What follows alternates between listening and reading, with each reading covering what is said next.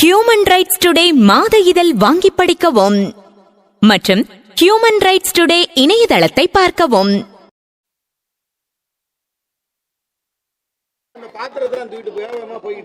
Sir, எங்களை தேவஸ்தானக்காரவங்க காலிவெளி போக சொல்லிட்டாங்க. நாங்கள் 100 வருஷமாக என் மாமனார் மாமியார் உள்ள காலத்துலேருந்து இங்கே இருக்கிறோம். திடீர்னு வந்து பாலம் வருது அப்படின்னு சொல்லி எங்களை காலி பண்ண சொல்கிறாங்க. பாலம் வர்றது எல்லாத்துக்கும் சந்தோஷந்தேன். எங்களுக்கு கொடுக்குறத கொடுத்தா தானே சார் நாங்கள் போவோம். அப்போ நான் எங்கே போகிறேனே தெரியாமல் போகிறேன். எங்கள் என்னமும் செய்யலை. எந்த இடத்துல உட்காரது கூட இடம் கொடுக்கல.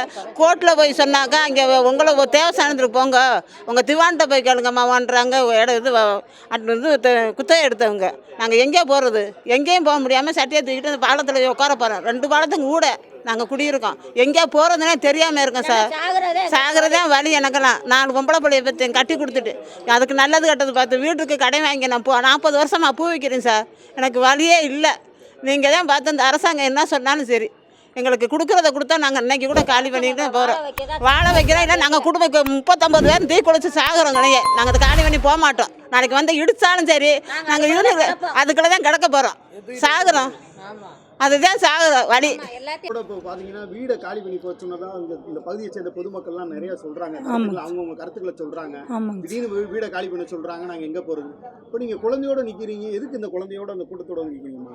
எங்களுக்கு இங்கே பாலம் வருதுன்னு சொல்லி எங்களுக்கு இப்போ வீடை காலி பண்ணணும்னு சொல்லி நேற்று வந்து கோர்ட்டு ஹைவேக்காரங்க வந்து சொல்லிட்டு போயிட்டாங்க சார். இப்போ வீடு எல்லோரும் பார்த்துட்டாங்க சார். நாங்கள் இந்த எனக்கு 3 பொம்பளை பிள்ளைங்க. என் வீட்டுக்காரர் ஆட்டோ ஓட்டுறாரு. இன்னும் வீடு பார்க்கலங்க சார். பிள்ளைங்க படிப்புங்க இப்போ என்ன செய்ய போகிறோம் தெரியலை. இன்றைக்கி பிள்ளைகளை வச்சுக்கிட்டு நாங்கள் நடு ரோட்டில் நிற்கிறோங்க சார். எங்களுக்கு பணமோ ஒரு எதுவுமே கொடுக்கவே இல்லைங்க சார். பணம் கொடுக்கலைன்னு சொல்கிறீங்க. இப்போ ஐவேஸ் டிபார்ட்மெண்ட் இந்த பகுதியை சேர்ந்த மக்கள் என்ன சொல்கிறாங்க அப்படின்னா, ராம்நாடு சமஸ்தானத்துக்கு சொந்தமான இடம் திவான் அவர்கிட்ட இது பற்றி விளக்கம் கேட்டிங்களா? எங்களுக்கு திடீர்னு காலி பண்ணி போச்சோன்னா நாங்கள் குழந்தை குட்டியோட எங்கே போகிறதுன்னு எதுன்னு கேட்டிங்களா? அது ஏற்கனவே நாங்கள் கேட்டோங்க சார். இங்கே தான் எங்கள் பிள்ளைங்கள்லாம் படிக்குதுங்க. நாங்கள் சின்ன பிள்ளைங்க பூரா குட்டி குட்டி பிள்ளைகளை வச்சுருக்கோம். நீங்கள் இப்போ திடீர்னு எங்களுக்கு பணம் கொடுக்காம எப்படிங்க சார் எங்களை காலி பண்ண சொல்கிறீங்க அப்படின்னு சொல்லி கோர்ட்லேயும் போட்டிருக்கோம்.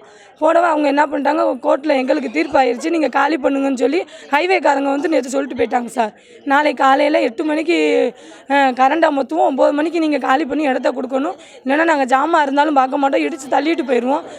நாங்கள் இல்லைன்னா பிள்ளைங்க எல்லாம் 4 பேரும் 5 பேரும் மருந்தை கொடுத்து செத்து போகிற அளவு கூட ஆயிடுவோங்க சார். கடன் வேறு நிறையா இருக்குங்க சார். அது என்னென்னா, இப்போ ஹைவே டிபார்ட்மெண்ட்லேருந்து எது உங்களுக்கு பணம், இது மாவட்ட நிர்வாகத்திலேருந்து எது பணம் எது உங்களுக்கு தாருன்னு சொல்லியிருப்பாங்க. இன்னும் அதெல்லாம் ஒன்றுமே சொல்லவே இல்லைங்க சார். எங்களுக்கு பணம் கொடுக்க வேண்டியவர் திவானு ராமநாதபுரம் தேவஸ்தானத்தில் உள்ளவர்.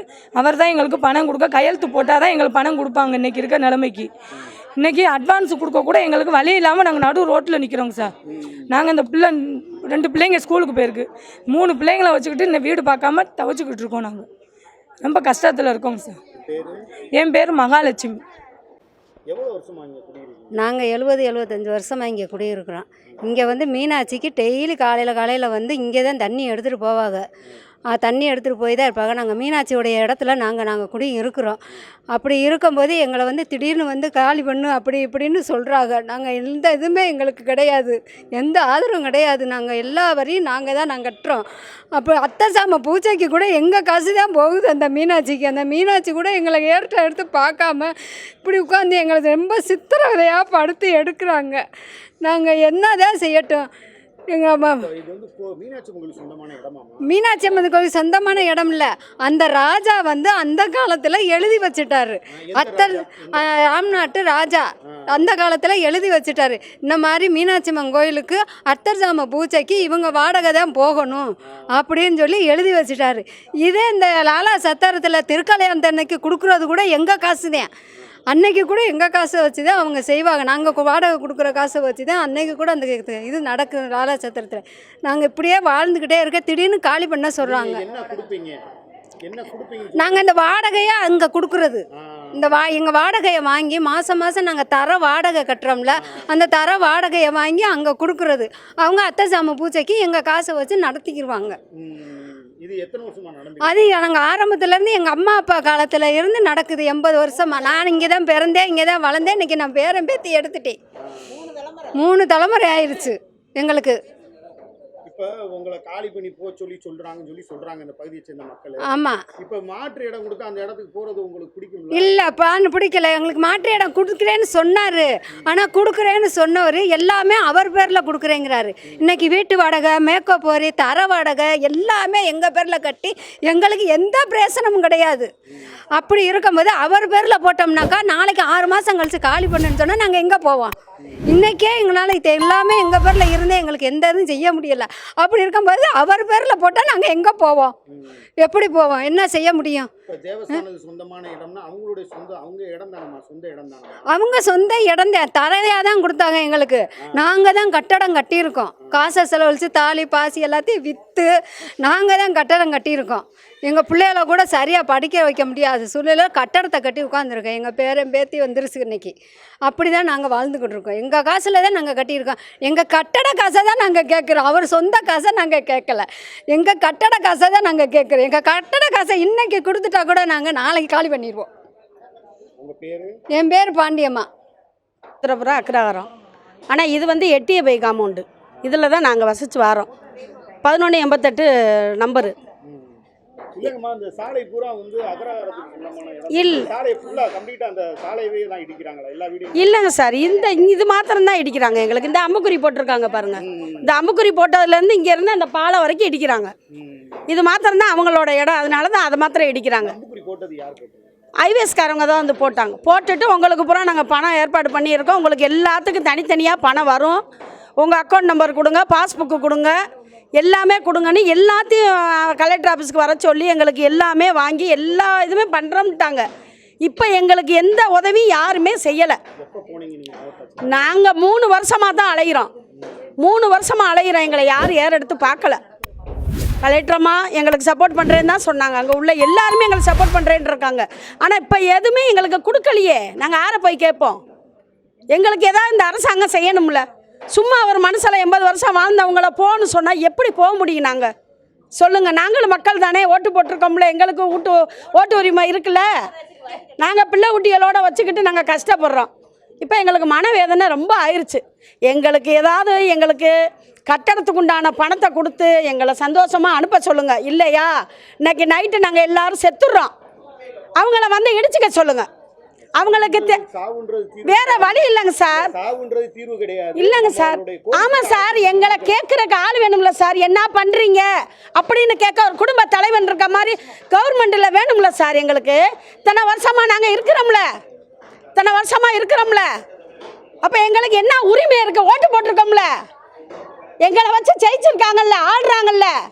அப்போ எங்களுக்குன்னு என்ன இருக்குது? எந்த உரிமையுமே இல்லை. அப்போ நாங்கள் செத்து போகிறோம். பணம் தானே எங்களுக்கு. வீடு இல்லை, வாசல் இல்லை, எதுவுமே இல்லை, பணம் இல்லை.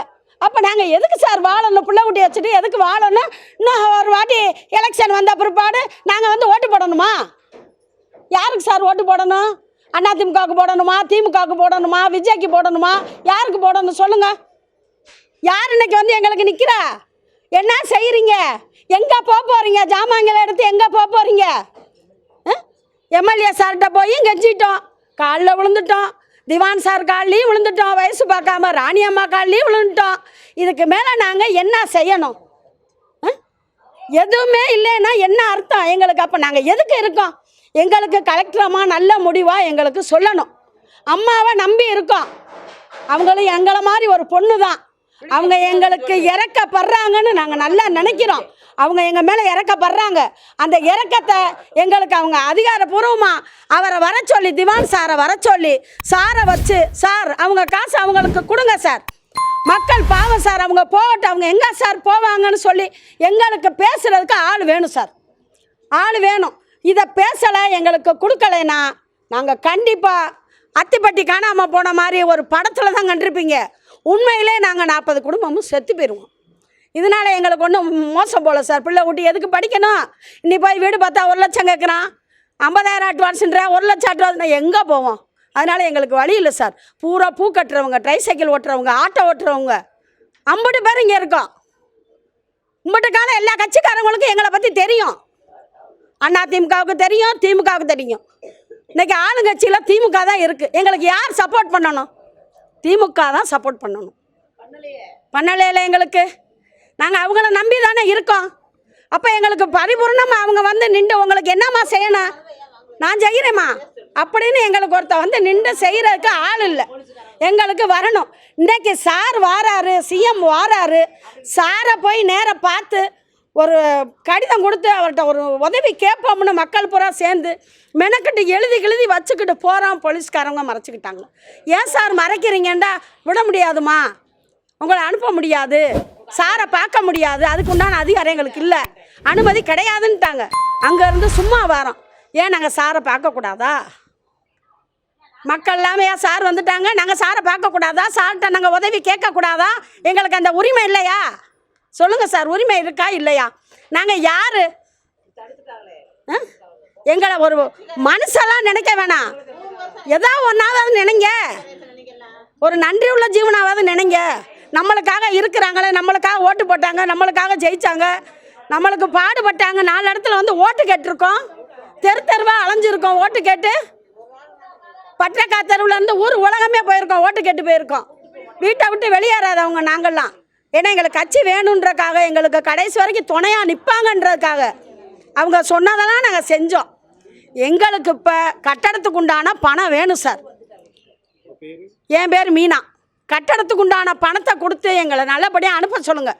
ஐவேஸ்காரங்கிட்ட நாங்கள் டார்ச்சர் பண்ணவோ போராட்டம் பண்ணவோ எங்களுக்கு விருப்பம் இல்லை. சந்தோஷமாக காலி பண்ணி போகிறோம், அவ்வளோதான். அதை பற்றி ஒன்றும் இல்லை. இன்றைக்கி கூட கொடுக்க சொல்லுங்கள், சாயங்காலத்துக்குள்ளே பேசி. நாங்கள் நைட்டாக இடத்த காலி பண்ணலைன்னா என்னான்னு கேளுங்க.